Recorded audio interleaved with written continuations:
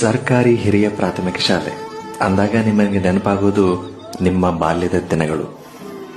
ಆ school uniform, ಬರಿಗಾಲಲ್ಲಿ ನಡೆದು ಬರುತ್ತಿದ್ದ ದಿನಗಳು, 35ರಿಂದ 75 ರೂಪಾಯಿ ಸ್ಕಾಲರ್ಶಿಪ್, ನೆಚ್ಚಿನ ಟೀಚರ್ಗಳು, ಕನ್ನಡ ಪಾಠಗಳು, ಅಡುಗೆ ಕೋಣೆಯ ಘಮಘಮ, ಆಟದ ಮೈದಾನದ ಖೋಖೋ, ಕಬಡ್ಡಿ, ಹುಲಿದನ, ಧ್ವಜದ ಕಟ್ಟೆ, ಪೆಟ್ಟು ತಿಂದ ಸ್ಕೇಲು, ಮೊದಲ ಬಾರಿ ಇಷ್ಟವಾದ ಗೆಳತಿ ಗೆಳೆಯ, ಮನೆಯಿಂದ ತಂದ ತಿಂಡಿ ತಿನಿಸು, ಪ್ರತಿಭಾ ಕಾರಂಜಿ, ವಾರಕ್ಕೊಮ್ಮೆ ಬಣ್ಣದ ಬಟ್ಟೆ, ಎರಡ ಹೇಳ್ತಾ ಹೋದರೆ ಬಾಲ್ಯದಲ್ಲಿಯೇ ಇದೇನೆ ಅನಿಸ್ತಾ ಇದೆ.